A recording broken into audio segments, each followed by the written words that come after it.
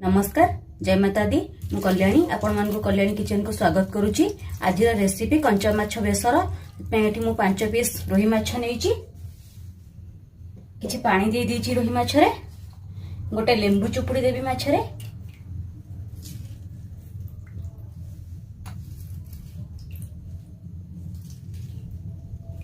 आधा घंटे पई माछ को लेंबू पानी रे भिजेई की रखी देबी।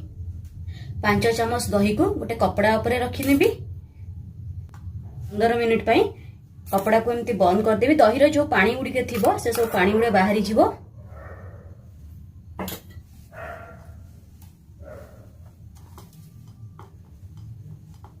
मसला प्रस्तुत करिया पई एठी मु 2 चम्मच नेची हळदिया सरिष, आधा चम्मच नेची कळा सरिष, 2 चम्मच नेची पोस्त, आधा चम्मच दे देबी लूण, 2 चम्मच दे देबी सरिष तेल, अल्प टिके पानी दे देबी। प्लेन करके मसला को पेस्ट करी नेबी।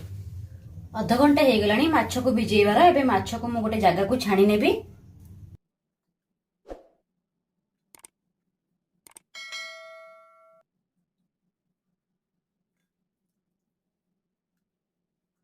दही की छाणी के रखिबार 15 मिनिट हे गलानी। एबे मु कपड़ा काढी नेबी दहीरु। दहीटी पूरा बसी जाइछि, दहीर पानी सब बाहरी पड़िछि, दही सब पूरा बसी जाइछि। से बसा दही की काढ़ी देबी। माछरे बसा दही की दे देबी। पेस्ट करी रखिया मसला को दे देबी।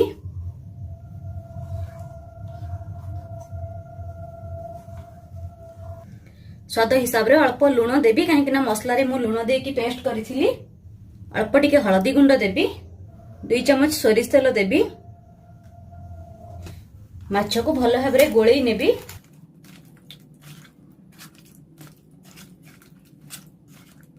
दहीटी को भल भाबरे मिक्स करी नेछि, नले छेना छिड़ी जीवो। भल भाबरे मिसई नेबे मसला सहित दही को। किना मसला रो पानी दे देबी। माछटी को आउ थरे मसला सहित मिक्स करी नेबी। 2 रु 3 टी कटा कंचा लंका दे देबी।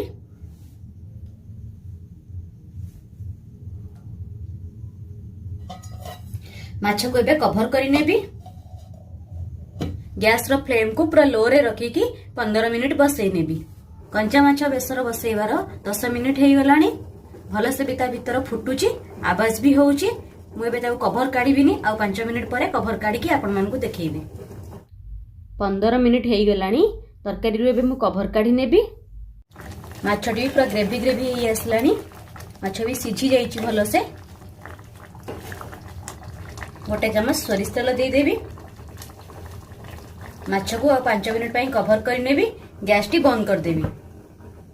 सरिष तेल देबार 5 मिनिट हे गलानी। एबे कवर काढी नेबी। देखंतु केते भलो भाबरे कंचा माछ बेसरटी हे जाईची। जदि मोर ए रेसिपी आपण मन को पसंद आसीबो, मो चैनल को सब्सक्राइब करिवे, लाइक करिवे, शेयर करिवे। रहूची नमस्कार।